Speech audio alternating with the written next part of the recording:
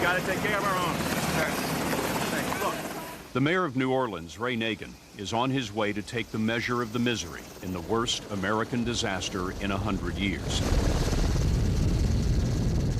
Most of his city has surrendered to the sea. The streets of the Big Easy are now subject to the tides of the Gulf of Mexico. Too many people died because of lack of action, lack of coordination, and some goofy laws.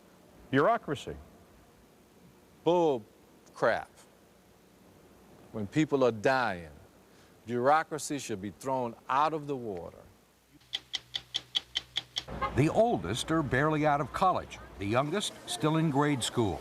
And whether you call them Echo Boomers, Generation Y, or Millennials, they already make up nearly a third of the U.S. population and spend $170 billion a year of theirs and their parents' money. Almost none of it on boring things like mortgages and medication. Have a good evening, guys. And the world is falling all over itself trying to sell them things. Thank you. They've affected clothing, they've affected beverage, and now they're just about to affect car business. Thailand, an exotic vacation land known for its Buddhas, its beaches, its brothels. But how about going for hip surgery, or a multiple bypass, or a facelift? A growing number of Americans are doing just that, combining holidays with health care. This uninsured Louisiana man had a complicated quintuple bypass. This woman from Bend, Oregon, a bit of an eye lift. It turned out to be, I mean, it was just beyond my expectations. I'm Mike Wallace. I'm Morley Safer. I'm Ed Bradley. I'm Steve Croft. I'm Scott Pelley. I'm Leslie Stahl. Those stories tonight on 60 Minutes.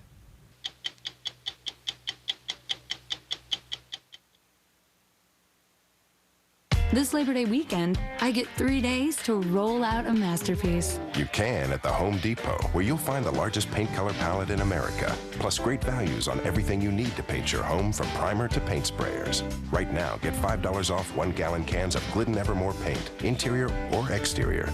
Save even more with $20 off all 5-gallon buckets. And come to a free paint clinic to learn about techniques, color coordination, and more. At the Home Depot, you can do it, we can help. Hey, Mr. Opportunity again. If you're one of those people who likes to have choices, then you are going to love my next 2 words, Honda Clearance. Because it's your opportunity to pick the Accord, Civic, Odyssey, or any other Honda you want for a deal that's very nice. Come on, Honda Plus Clearance? Do I have to draw you a picture? You get it? The 2005 Honda Clearance. Now you can lease a Honda Ridgeline for $299 a month for well-qualified customers. I'm Mr. Opportunity. I'm back. And I'm still knocking. Oh, check this out. What is this? It's to strengthen my bones. Oh, let me see that. Once a month. Oh, wow, that's great. Introducing Boniva, a new once-monthly prescription treatment for postmenopausal osteoporosis, clinically proven to build and maintain bone density. Where did you get it? My doctor prescribed it. I didn't know you could take just 1 tablet a month for anything. Yeah, with Boniva you can.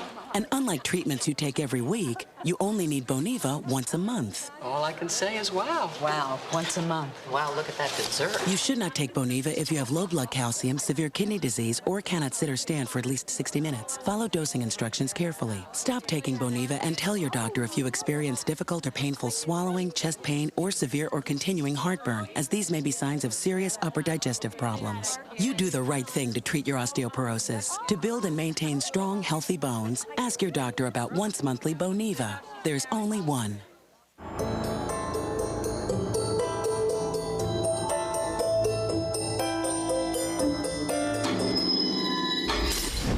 People do anything you can think of. And the more respectable they are, the more they get away with it. This is my community, and I'm watching you.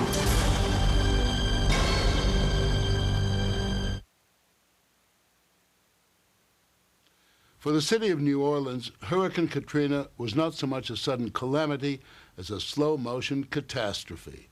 The whole country watched in agony as the floodwaters rose and houses, neighborhoods, and society itself began to disintegrate, along with the city's broken levees.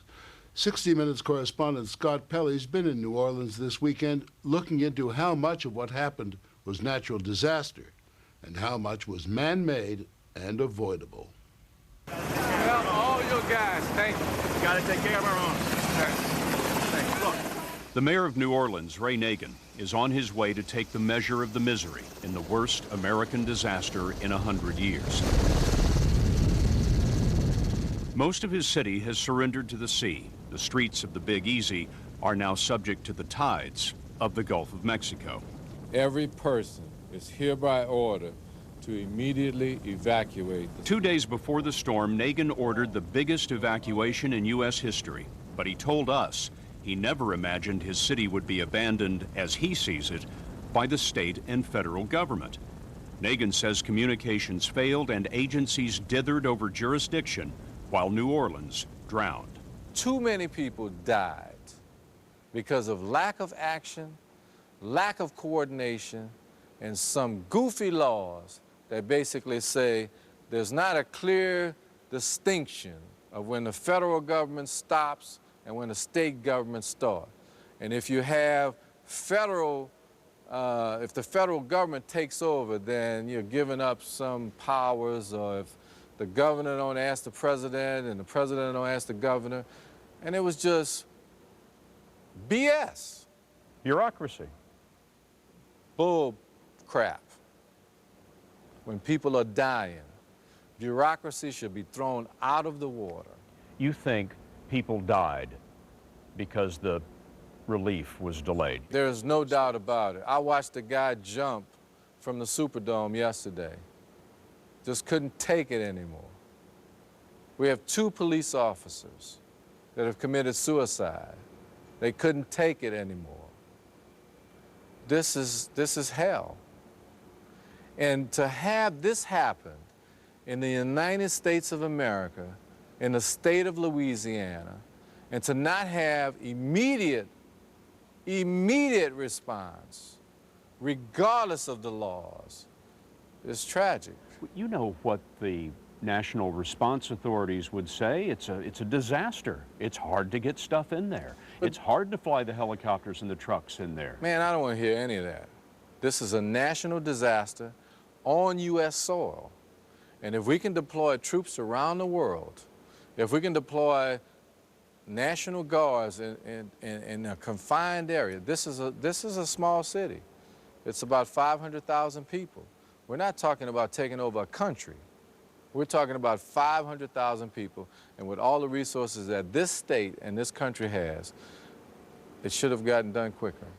We met Nagin at his headquarters, this shattered downtown hotel with no power, no water. It's crazy, man, I'm telling you. He's a former cable TV executive with no political experience. He won a surprise victory in 2003. This week, holed up in the darkness, he lashed out on a radio talk show, saying that distant politicians were bragging about their efforts while his city descended into chaos. And they don't have a clue what's going on down there. They flew down here one time, 2 days after the doggone event was over, with TV cameras, all kind of goddamn, excuse my French, everybody in America. But I am pissed. On the radio show, you said that the people who failed to bring aid in here in 24 or 48 hours ought to go to hell. Well, I said they're going to have to account for that. And here's the issue, and here's what the nation needs to get ready for. They're seeing, you know, the starving people and evacuations and the lawlessness, and, you know, that's all entertaining. But let me tell you what's getting ready to happen. We're getting ready to drain this city, and then we're going to go and seek and find missions for dead bodies. And the body count is going to go up, and it's going to go up to a tremendous level. And then everybody's going to start to wonder that more people die because of the storm or because of the lack of response. And that's going to be the big question. Even now, some people remain trapped. There's some people up there by that blue. On our flight, Nagin noticed a man marooned and delivered the aid himself. When you were looking at your city from the helicopter today, Mayor, I had the sense that your heart was broken. You know, my heart is broken, and, you know, it's a tough thing. When you see a city that you love so much and you see it so devastated and so almost dead. And you wonder what the future looks like. I'm basically homeless now. Nagin says the nation still doesn't know how desperate New Orleans was in the hours of anarchy, the 3 days before the National Guard broke through. My police chief almost got kidnapped. He was trying to calm the crowd out at the convention center, and they basically got in the middle of a crowd, and the guys tried to basically take him as a hostage. I mean, there's stories that, you know, are unbelievable.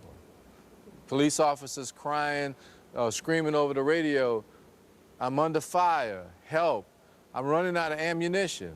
My assistant police chief basically said that's the first time in 25 years he ever heard of a police officer in the city of New Orleans saying he's getting ready to run out of ammo in a gunfight. I mean, there's stories, people giving me babies, saying, "Look, take my baby, please, I cannot take care of it." You know, a little old lady saying, you know, "Just let me lay down and die." I mean, you want stories? There's stories.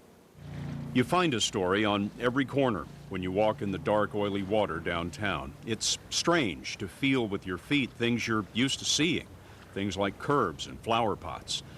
We were walking on Tulane Street when we came across an armada of airboats.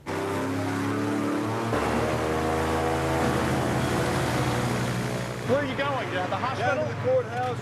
You go by the hospital if you want to. How long have those folks been in there? I don't know. Yeah. We know at least since the storm. How do I get on this thing without tipping it over? You ain't gonna tip over? They were Texas game wardens heading to evacuate the biggest public hospital in the state. This is what their drive down Tulane is like.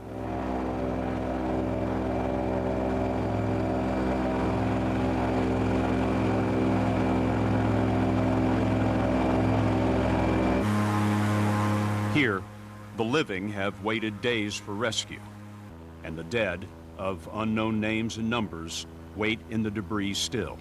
Not a priority, not yet. We got to Charity Hospital as the last were loaded, and like the mayor said, here's the story. Hundreds of patients trapped for days without power. Dr. Peter W. helps run the ER. In the space of an hour and a half, we moved our entire emergency department up one full flight of stairs. In an hour and a half, we had over 50 critically ill patients moved up stairwells because the elevators are shot, gone. No electricity, no power, nothing to do it by. So we were using flashlights and then jerry-rigged ventilators, everything else to ventilate, breathe for people, and have the critical care capacity. But even so, Dr. Ben DeBoisblanc says some patients died who might have been saved. Tell me about one patient that you lost, that you remember. Little old lady who sat in our ICU for 3 days, had a breathing problem, was on a mechanical ventilator.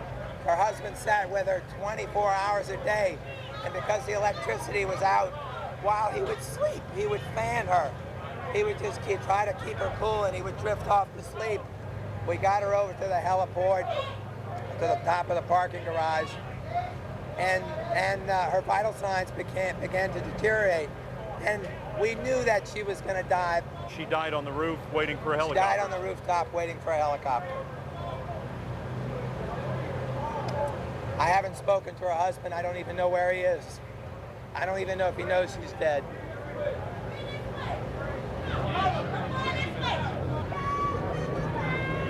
There is joy in rescue, but remember, most of these people have no place to go. Prisoners of the storm are now refugees. One face tells it all: relief, then regret, and a last look at her job for who knows how long. The final evacuation of the stranded is progress.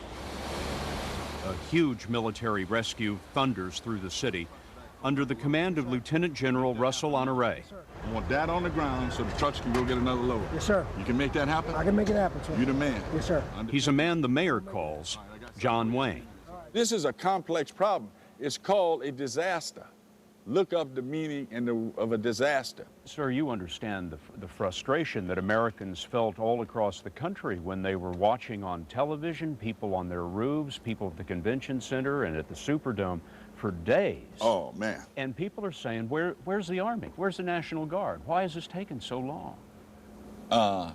It took time to get here. And who on that first day knew the levee was going to break?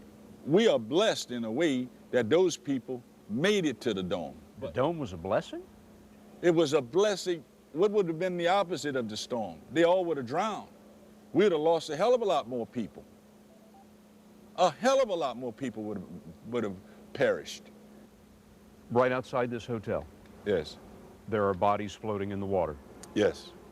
And to people who say, you got to move faster, you got to do more, when are you going to get that cleaned up? You say what? Well, right now, I could either have these troops go do this or move the living.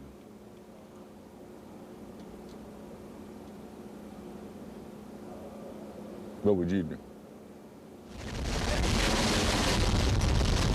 We stopped on Jeanette Street to find the Army picking up the living one at a time.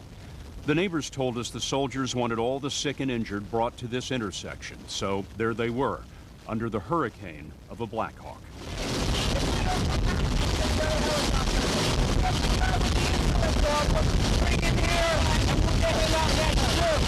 It was incredibly efficient, but the neighbors could be forgiven if they thought this might be the thing that would finally do them in.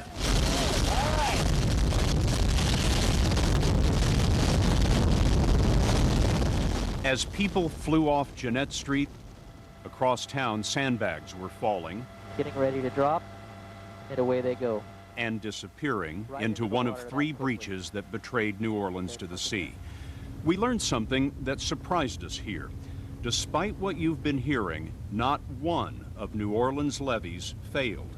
All of the massive earthen levees survived. The failure was in flood walls like this one on the 17th Street Canal. The flood walls are miles long, but only 2 feet thick. You never know which way the track's going to go. And Al Naomi is the man who manages New Orleans flood control for the Army Corps of Engineers. He was probably the first to understand what was about to happen to New Orleans. the flood wall is very unforgiving. It's either there or it's not. The walls were designed in 1965 to withstand a Category 3 storm. Category 4 Katrina pushed her surge over the top. It just was overtopped and the water started pouring over. The support for the flood wall failed and it just pushed out and toppled over, and that was it. What could have been done before now to prevent this from happening? I don't know. I don't think... You know this better than anyone. Well, yeah, but you see, there was not sufficient money or time to do anything about this. If somebody had said, okay, here's $1 billion, stop this failure from happening for a Category 4, it couldn't have been done in time. I'd have had to start 20 years ago. To where I'd feel today, I would have been safe from a Category 4 storm like Hurricane Katrina. Shouldn't this have been done 20 years ago? Sure, it should have been done 20 years ago. But, you know, what can we do about that? You have to recognize before we had Category 3 protection, we didn't have anything. On Friday, President Bush came to see for himself and ran into Hurricane Nagin. The president offered the mayor the first water he was happy to see in 5 days, a shower aboard Air Force One. When the president came, did you unload any of that radio talk show stuff on him? No, I didn't, but he was well aware of it. And I pulled him on the side with the governor. I said, look, that was uncharacteristic for me. But consider being in my shoes. What would you have done? And if I said anything disrespectful to the office of the president or the governor, I apologize. But tell me what we're going to do now. And what did the president say? The president basically said, Mr. Mayor, I know we could have done a better job, and we're going to fix it. President acknowledged to you that it wasn't handled in the best way? Well, he said they could have done better. You're pretty frank with the president. Well, the president asked me to be frank. I mean, he said to me, he said, look, I think I've been hearing a lot of stuff that may not be true. I want to hear from you. Tell me the truth, and I will help you. The truth about New Orleans is, incredibly, that the worst is yet to come. Once the flood walls are plugged, the city's network of pumping stations will start to drain the city. That'll take weeks at least. But before they can even begin to make the city livable, they will have to deal with the dead. Now think about this. Every house that's flooded right now, we have to go in and see if there's anybody in it, and God forbid, take those who didn't make it. Every building, every room. What are you going to find, sir? I think we're going to find a lot of people. Try to give me some sense of what you think the possibilities are in terms of the casualties. Well, let me put it to you this way. We think we evacuated 80% of the people in the city as it relates to this particular event. Do the math. That's 100,000 left. We've evacuated 35,000 people so far. Let's say there's another 15,000.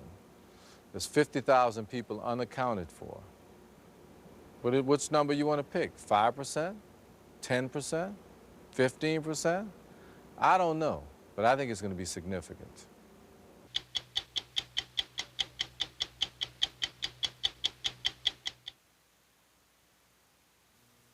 CBS News Money Watch is sponsored by Cialis. Ask your doctor if Cialis is right for you. Good evening. $100 billion is the early estimate of Hurricane Katrina's economic losses. With up to 1 million jobs lost, unemployment in the disaster zone could hit 25%. And despite spiking gas prices, travel is up this holiday weekend, but not by as much as last year. I'm Mika Brzezinski, CBS News. Hey guys, big news for men with ED. The Cialis Promise Program. Here's the deal. Try Cialis for the first time free. They're so confident you'll like Cialis. If you don't, they'll pay for a sample of the ED tablet of your choice. That's the Cialis Promise. Get details at Cialis.com. See how having up to 36 hours lets you choose when the moment is right. Cialis is only for men healthy enough for sexual activity. Do not take Cialis if you take nitrates for chest pain, as this may cause an unsafe drop in blood pressure. Don't drink alcohol in excess with Cialis. Side effects may include headache, upset stomach, delayed backache, or muscle ache. As with any ED tablet, men who experience an erection for more than 4 hours should seek immediate medical attention to avoid long-term injury. Discuss your health status and medications, including alpha blockers, with your doctor, and ask if Cialis is right for you. Discover the Cialis Promise Program. Are you ready? For news 24 hours a day, go to CBSNews.com. At Stouffer's, we flash freeze our vegetables soon after they're picked. It takes a little extra effort, but we think it's worth it. See what's cooking at Stouffer's. Hydrocortisone creams work fine for a dry, itchy spot. But what if you've got more than a spot? New Cordaid Anti-Itch Lotion. It's the only maximum strength hydrocortisone treatment in an easy-to-spread lotion.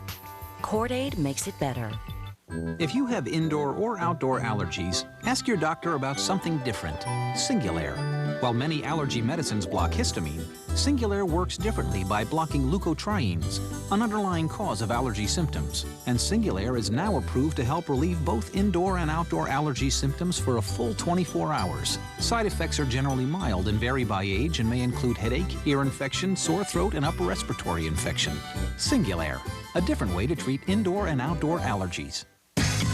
You're clearly drunk. One more for the lady! Jerk!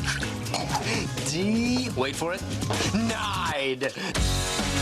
Kiss her, Ted. Kiss her good. Kiss the heck out of that girl! You didn't even give me the signal. The signal? Did Marshall give me the signal? I didn't, I swear. I'm so fly. Are you trying to get me drunk? For starters. To the future. How I Met Your Mother premieres CBS Monday, September 19th. If you've ever wondered why corporate America, Hollywood, Madison Avenue, and all the media seem to be obsessed with the youth culture, the answer is simple. As we first reported last October, the largest generation of young people since the 1960s is beginning to come of age. They're called echo boomers because they're the genetic offspring and demographic echo of their parents, the baby boomers. Born between 1982 and 1995, there are nearly 80 million of them, and they're already having a huge impact on entire segments of the economy. As the population ages, they will become the next dominant generation of Americans. Who are they? What do they want? You'll be surprised. The oldest are barely out of college, the youngest still in grade school. And whether you call them echo boomers, Generation Y, or millennials, they already make up nearly a third of the U.S. population and spend $170 billion a year of theirs and their parents' money. Almost none of it on boring things like mortgages and medication. Have a good evening, you guys. And the world is falling all over itself trying to sell them things. Thank you. What brands do you guys love? Sodi, dude. Patagonia. Gap. Gillette. Aveda. I feel like Only a small percentage are eligible to vote, yet they're already one of the most studied generations in history by sociologists, demographers, and by marketing consultants like Jane Buckingham of the Intelligence Group, who uses focus groups like this one to gather information for clients like NBC, Chanel, Nike, and Levi Strauss. How much time would you guys say you spend on the internet a day? a couple hours a day. A couple hours? Who would say more than TV? Oh, yeah. Which do you like better? Internet. They're a reflection of the sweeping changes in American life over the past 20 years. The first to grow up with computers at home in a 500-channel TV universe. Multitaskers with cell phones, music downloads, and instant messaging on the internet. Totally plugged-in citizens of a worldwide community. Are you connected from the moment you get up? Pretty much. Oh, yeah. You have iPods? Yes. Of course. They're required by law now in the subways. They're giving them away at Duke. Nick Summers and Andy Gissing are both college seniors and editors of their college newspapers. Nick at Columbia and Andy at Middlebury College in Vermont. And as such, they are both in touch with the Echo Boomer ethos. Who are you? What do you like? What do you want? I would say that my generation tends to be very, very overachieving, overmanaged. Pressured? Very pressured. I would agree with that. A lot of people work hard or want to do well, I guess. And it's no wonder they feel that way. From the time they were toddlers, they've been belted into car seats and driven off to some form of organized group activity. After graduating from Gymboree and Mommy and Me, they've been shuttled to play dates and soccer practice with barely a day off by parents who felt their kids needed structure and a sense of mission. Dr. Mel Levine is a professor at the University of North Carolina and one of the best-known pediatricians in the country. He says it's had as much to do with shaping this generation as technology. They've been heavily programmed. The kids who have had soccer Monday, Kung Fu Tuesday, religious classes Wednesday, clarinet lessons Thursday, whose whole lives have really been based on complying with what some adult tells them to do. This is a group of people that wants to please. They wanted to please their parents, their friends, their teachers, their college admissions officers. A generation in which rules seem to have replaced rebellion. Convention is winning out over individualism, and values are very traditional. Who here thinks they'll get married? Who here thinks they'll have kids? They're the most diverse generation ever. 35% are non-white, and the most tolerant, believing everyone should be part of the community. How many of you believe in gay marriage? Everybody, no issue. Historian Neil Howe, along with co-author William Strauss, has made a career studying different generations. And he says all the research on echo boomers always reflects the same thing, that they're much different than their self-absorbed, egocentric baby boomer parents. Nothing could be more anti-boom than being a good team player, right? Fitting in, worrying less about leadership than followership. You go into a public school today, teamwork is stressed everywhere. Team teaching, team grading, collaborative sports, community service, service learning, student juries. I mean, the list goes on and on. One of the impacts that boomers had on... Howe thinks they're more like their grandparents, the great World War II generation, more interested in building things up than tearing them down. When you ask kids, what do you most hope to achieve there? Where they used to say, I want to be number one, I want to be the best. Increasingly, they're saying, I want to be an effective member of the team. I want to do everything that's required of me. And you can already see some results. Violent crime among teenagers is down 60 to 70%. Tobacco and alcohol use is at an all-time low. So is teen pregnancy. 5 out of 10 echo boomers say they trust the government. Virtually all of them trust mom and dad. How many of you get along with your parents really well? Oh, love them. Yeah. Totally. They're your best friends? Yeah. Yeah. 100%. Don't want to leave home. Exactly. Through sheer numbers, they're beginning to change society. They've affected school construction, college enrollment, product development, media content, and according to marketing consultant Jane Buckingham, they're changing the way things are sold from clothing to cars because mass marketing doesn't always reach them. They're not watching the traditional networks as much because they have so many choices. They're playing on the internet, they're playing video games, they're out and about shopping a lot. So the traditional 30-second commercial isn't always working the way it was. They're the most sophisticated generation ever when it comes to media. They create their own websites, make their own CDs and DVDs, and are cynical of packaged messages. They take their cues from each other. A well-placed product on one of their pop idols like Paris Hilton or Ashton Kutcher can launch a brand of $40 t-shirts and trucker hats. Where'd you get this shirt? At a thrift shop. But In a thrift shop? Yeah. So it's... He likes vintage. Yeah. Buckingham employs the services of 1,500 young people scattered around the country and relies on their regular reports on what's hot and what's not to keep her and her clients ahead of the latest trends. It's very nice. Very cool. One of the things with this generation is word of mouth. Buzz is more important today than it's ever been, and that can get started on the internet. That can get started just through friends, and it's very hard for a marketer to tap into that unless it's really a product that they like. Toyota is already betting hundreds of millions of dollars that it can create that buzz and launching an entire new division aimed exclusively at echo boomers. They've affected clothing, they've affected beverage, and now they're just about to affect car business. Jim Farley is head of Toyota's Scion division, which is quietly peddling its new $15,000 cars with air conditioning and power windows by sponsoring events like this street basketball tournament / breakdance festival, where they always have cars on hand for people to look at and sometimes even test drive.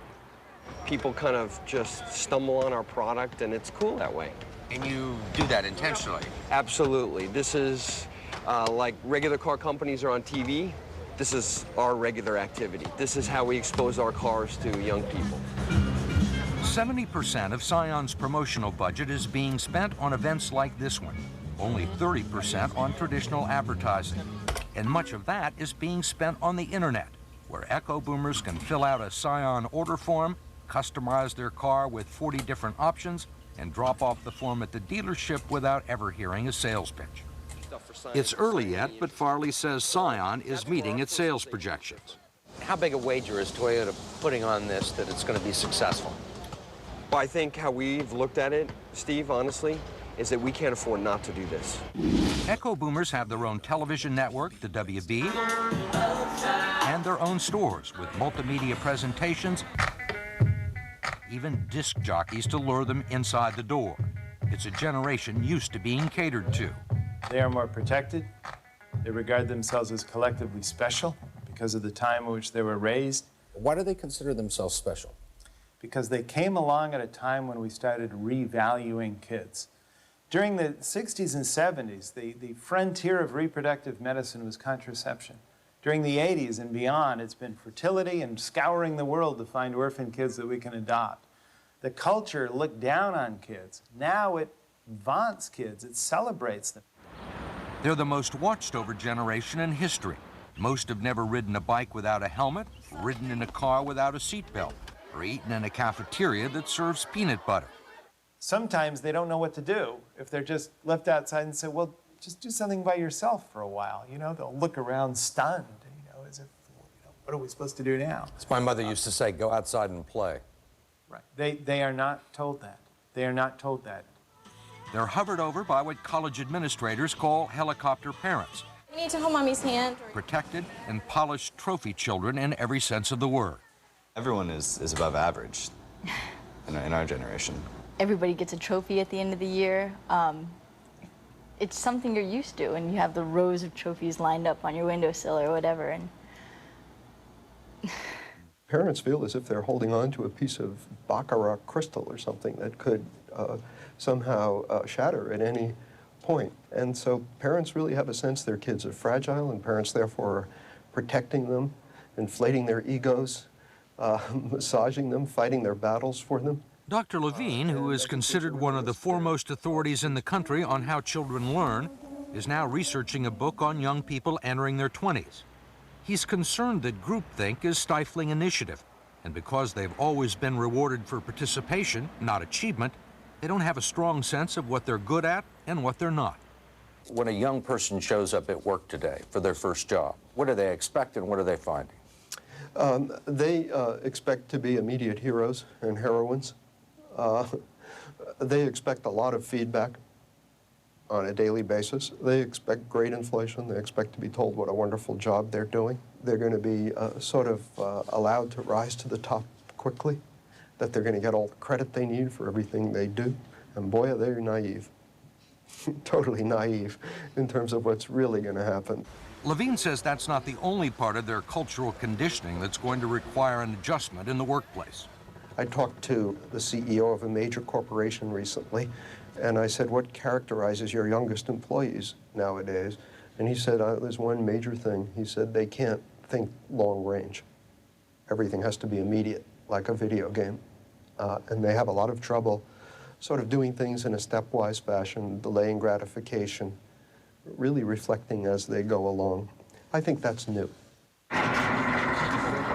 He calls the phenomenon visual motor ecstasy, where any accoutrement that doesn't produce instant gratification is boring. As they grow up, they'll have to learn that life is not just a series of headlines and highlight reels. You call someone on your cell phone and they don't pick up, and you're like, oh. Yeah. Well, that's almost what, you know what, we could be the now generation. I mean, if you think about it, everything is now with us. I mean, it's like expedite the FedEx. Make sure the phone has a camera on it so you can take a picture of the car when you get a dig. It's everything, and it's almost like just everything. So instant. What would you call your generation? Perfect.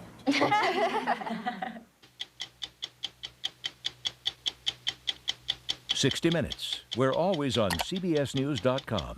Sponsored in part by Lamisil Tablets. Ask your doctor if Lamisil tablets are right for you. This Labor Day weekend, hurry to Lowe's for great values. Now save $20 on every 5-gallon can and $5 on every 1-gallon can of our best quality paint. Also, get a free carpet pad when you buy any carpet with installation. What's more, use your Lowe's card and pay nothing for 12 months on all purchases of $299 or more. You see, nobody works harder to save you money every day. That's our promise. So this Labor Day weekend, hurry to Lowe's for great values. Introducing the biggest thing to hit Hot Pockets brand. We sprinkled cheese on the crust and baked it in for a crispier, cheesier taste. It's the best tasting Hot Pockets sandwich ever. New crispier, cheesier. Hot Pockets! Some things men don't want to talk about. Like prostate problems. But I learned 1 in 3 men will have them. So I switched to One-A-Day Men's. A complete multivitamin plus lycopene, which Harvard studies suggest may help prostate health. Some things are healthy to talk about. One-A-Day Men's. Bye, Mom. Bye, Dad. Bye. Be good. I thought he'd never leave. What do you want to do with the room? Inner peace is kind of boring.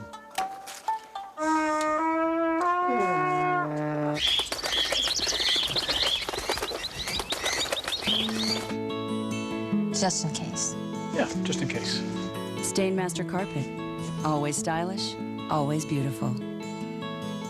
These agents profile arsonists, rapists, murderers. We cover the whole spectrum of psychos. They think like serial criminals. I want to coax a young woman into my car. Offer her a test drive. They work for the FBI. Tell us where Heather Woodland is. Thomas Gibson. We have fewer than 36 hours to find her. Shamar Moore. Just trust your instincts. And Mandy Patinkin. Let's start at the site of the last murder. TV's next great thriller. Criminal Minds special premiere September 22nd. 60 Minutes continues in a moment. Now, here's what else is coming up from CBS News. This week, gas prices are through the roof since Hurricane Katrina. Nationwide, they're already over $3 a gallon. How much higher will they go? Find out what's next on The Early Show. On the CBS Evening News, counting the costs. Starting tomorrow, the long-term effects of the hurricane disaster on daily life and the economy. 2 unbelievable twists. Oh my God! New Survivor premieres CBS Thursday, September 15th.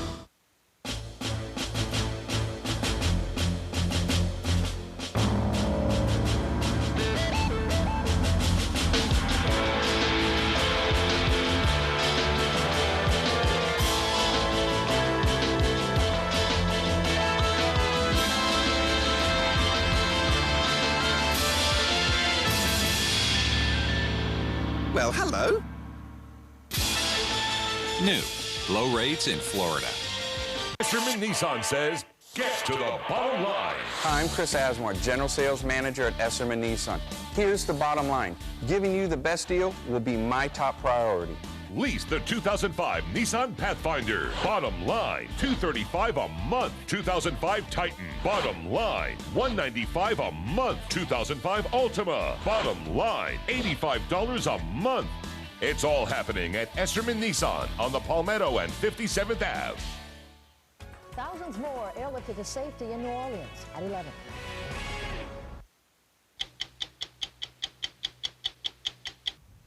This summer, millions headed out to foreign lands for vacation, adventure, tourism, or just a beautiful beach. But how about hip surgery or a multiple bypass or a facelift? A growing number of tourists are doing just that, combining holidays with health care. And that's because a growing number of countries are offering first-rate medical care at third-world prices. Many of these medical tourists can't afford health care at home. The 40 million uninsured Americans, for example. Others are going for procedures not covered by their insurance, cosmetic surgery, infertility treatment. And as we first reported last spring, the hospitals in these faraway countries are glad to have these medical tourists. In fact, they're courting their business, trying to get more people to outsource their own health care. Thailand, an exotic vacation land known for its Buddhas, its beaches, its brothels, the bustle of Bangkok. But for people needing medical care, it's known increasingly for Bumrungrad Hospital, a luxurious place which claims to have more foreign patients than any other hospital in the world. It's like a United Nations of patients here. They're cared for by more than 500 doctors, most with international training. The hospital has state-of-the-art technology, and here's the clincher, the price. Treatment here costs about 1/8 what it does in the United States. That's right, 1/8. Kurt Schroeder is the CEO of Bumrungrad. This place where we're sitting right now is the #1 international hospital in the world. It's sort of ground zero. I haven't heard anybody yet who's told us that they take more than 350,000 international patients a year.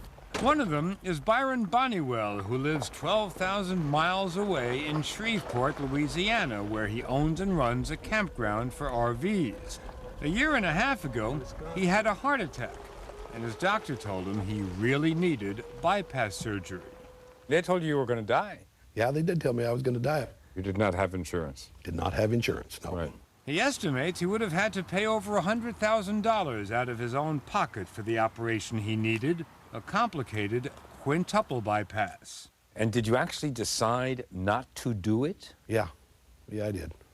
I guess I'd rather die with a little bit of money in my pocket than live poor. He says his health was deteriorating quickly when he read about Bumrungrad Hospital. I was in my doctor's office one day having some tests done, and there was a copy of Business Week magazine there, and there was an article in Business Week magazine about Bumrungrad Hospital. And I came home and went on the internet and made an appointment, and away I went to Thailand. He made that appointment after he learned that the bypass would cost him about $12,000. He chose his cardiologist, Dr. Chad Wanishiwad, after reading on the hospital's website that he used to practice at the National Institutes of Health in Maryland. That's where he practiced for a number of years. Right. Every doctor that I saw there has practiced in the United States. You never called him? No, never talked to him. But 3 days after walking into the hospital, he was on the operating table. 2 weeks later, he was home. How you feeling? Wonderful. I wish I had found them sooner, because I went through a year. I was in bad shape. I couldn't walk across the room. How was the nursing? How was the treatment? I found it so strange in Thailand because they were all registered nurses. Being in the hospital in the United States, you see all kinds of orderlies, all kinds of aides, maybe one RN on duty on the whole floor of the hospital. In Thailand, I bet I had 8 RNs just on my section of the floor alone. First-class care. That's what the hospital prides itself on. It's first-class medical care, which it can offer so cheaply because everything is cheaper here, particularly labor and malpractice insurance. You can get just about any kind of treatment, from chemotherapy to plastic surgery. Kim Atwater from Bend, Oregon, was on vacation in Thailand when she decided to combine sightseeing with a bit of an eye lift. Were you at all nervous about having an operation done in Thailand? Yes. Yes, I was somewhat hesitant of having any type of an operation in a foreign country, and it turned out to be just beyond my expectations. But not beyond her budget, $1,500, and that included a private room. How would you describe the difference between this place and an American hospital? It's much nicer than any that I've ever stayed in the United States. The rooms look more like hotel rooms than hospital rooms, and that's no accident. The idea was to make the whole hospital look like a hotel, and a 5-star hotel at that. Take a look at the lobby. Boutiques and restaurants to suit every taste and nationality. Part of the concept was to create an environment when people came in, they didn't feel like they were in a hospital. What's wrong with, I mean, this is a hospital. What's wrong with looking like a hospital? Because nobody really wants to go to a hospital. Would you go back? Oh, I'm going back this fall, yeah. Why? I'm going back to see my doctor and have a checkup again. You'll have to take a 22-hour flight, but there's even an upside to that. Is it true that I can pay for a checkup with frequent flyer miles? Well, we do have a very unique relationship with Thai Airways. So you can buy a ticket, you can use frequent flyer mileage to get your checkup. Whatever it takes to get your business. And this is not the only hospital trying to outsource healthcare, is it? Oh my goodness, no. We certainly have not gone unnoticed. There are hospitals throughout Asia, throughout India. India wants to become the world leader in medical tourism and might just make it. Alongside the familiar images of the country, teeming, dusty streets, poverty, you can add a gleaming new private hospital. This hospital opened only 7 weeks before we got there. It was already expanding. The hospital boom in India was fueled by India's growing middle class who demanded access to quality health care. Now the country known for exporting doctors is trying hard to import patients.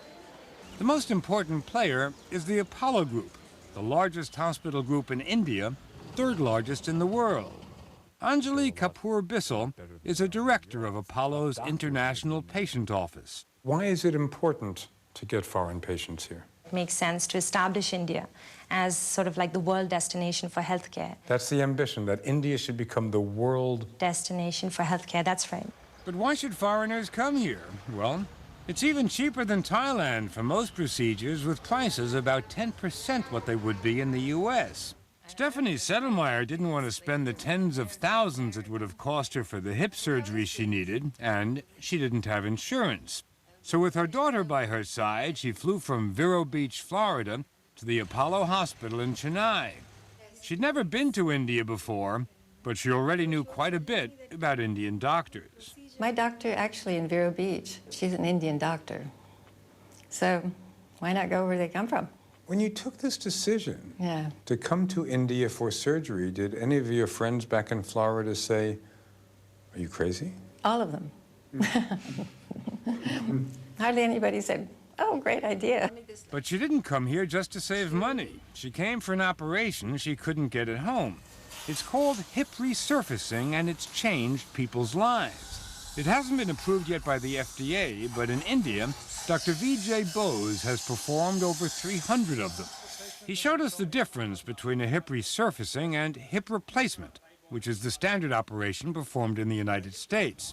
He said his patients usually recover faster because his procedure is far less radical and doesn't involve cutting the thigh bone.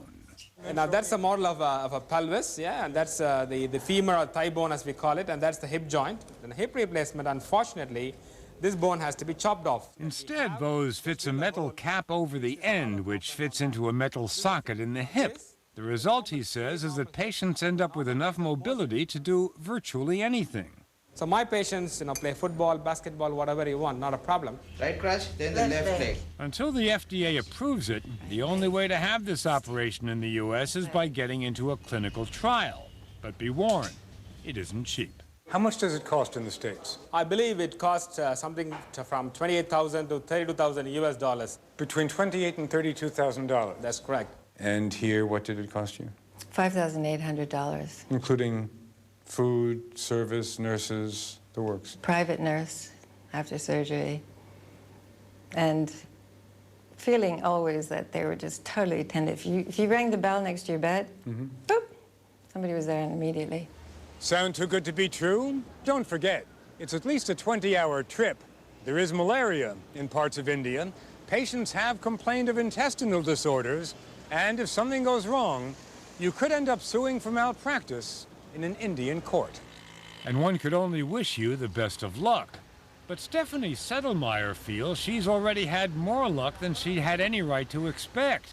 By the time we left India, she was into the tourism part of her treatment, convalescing at a seaside resort an hour's drive from the hospital. Is this standard that when somebody gets surgery at a hospital here, they'll come to a resort like this afterwards? Yeah, they suggest it. This, too, is not very expensive, is it? $140 a day.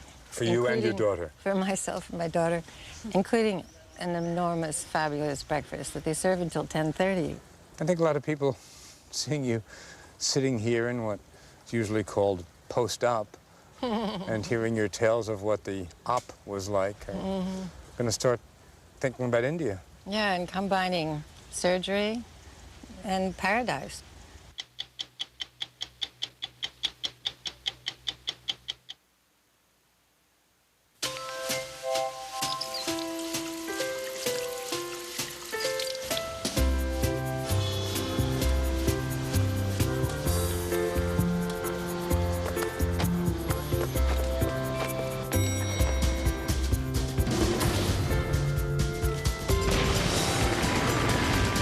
Get ready to have more choice. Sprint and Nextel have come together to provide phones with TV, walkie-talkie, music, and more.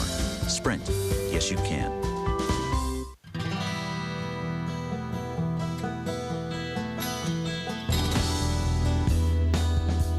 It's not just another truck. It's the Honda Ridgeline. With four-wheel drive, a rugged, integrated closed-box frame, and a lockable in-bed trunk. Introducing the all-new Ridgeline. Above all, it's a Honda.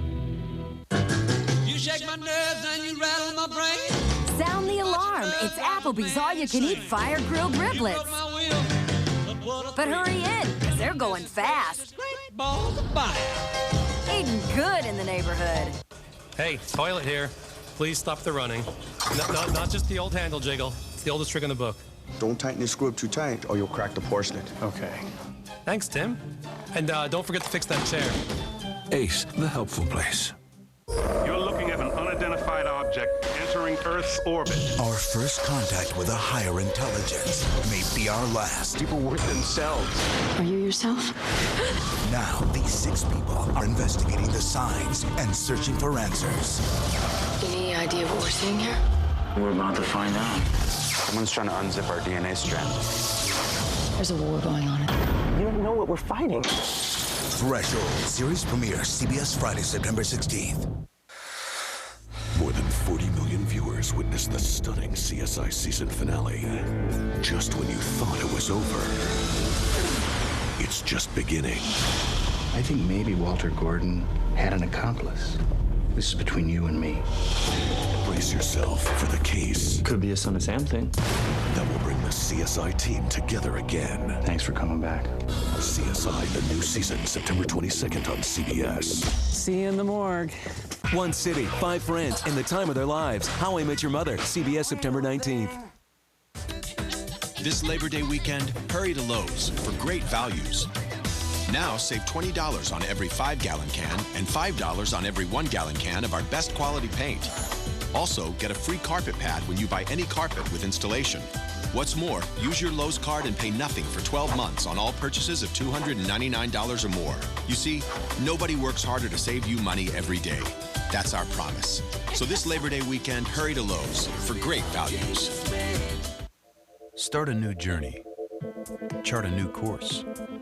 Go a new way. Discover the new Infinities at the Infinity Limited Engagement Summer Event. Like the 298 horsepower 6-speed Infinity G35 Coupe and G35 Sedan. See your Infinity dealer for attractive lease and finance rates.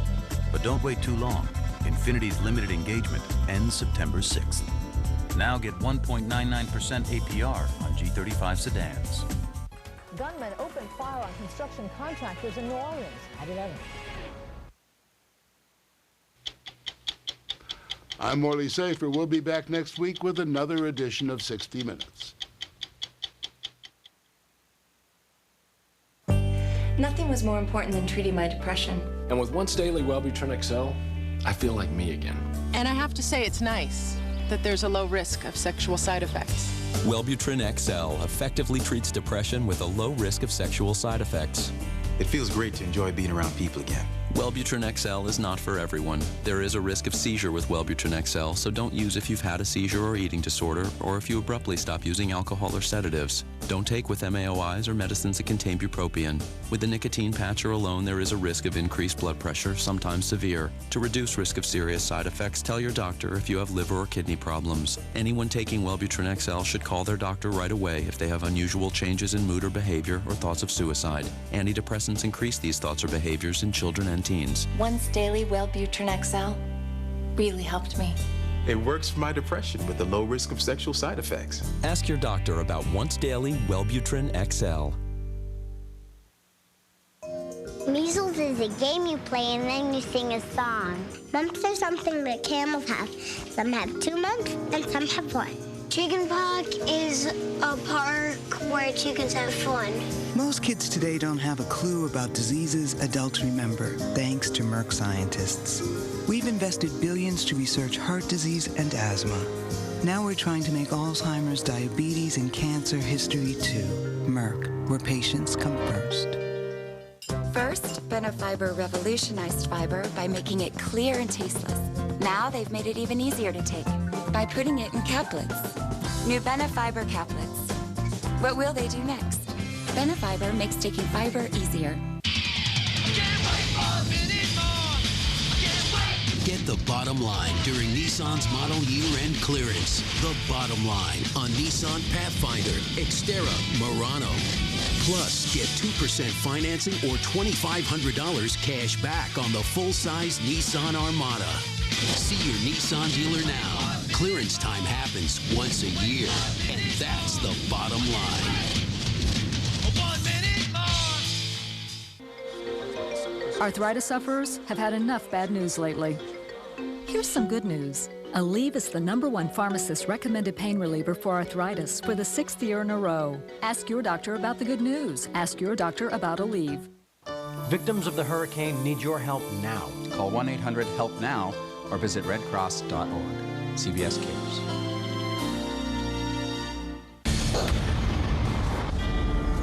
Coming to confess a new sin? No, Father. Same one. CSI Miami. New season begins September 19th. I'm Melinda Gordon. I can see spirits, earthbound spirits who haven't crossed over. I don't know where I am. Please help me. The thing that I do, my job, I guess you could say, is to help people get closure. I can't pay. Make peace with death, sometimes get important messages across. Can you really talk to my father? He's right next to me. Tell him I've been lost, but now I'll always be close by. But it's also that people can move on. People who die, people who are left behind. I look at him, and I feel like I can go now. Jennifer Love Hewitt. Ghost Whisperer. Premieres CBS Friday, September 23rd. Experience CBS News.